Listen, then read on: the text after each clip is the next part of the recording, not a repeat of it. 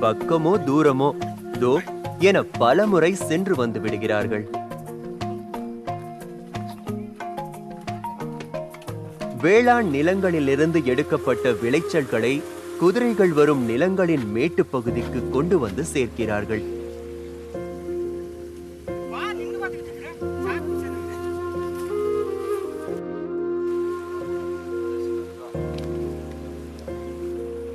கோணியில் நிரப்பி கோணியை மூட்டியதும் குதிரையின் விரி மீது நேர்த்தியாக கட்டுகிறார்கள்.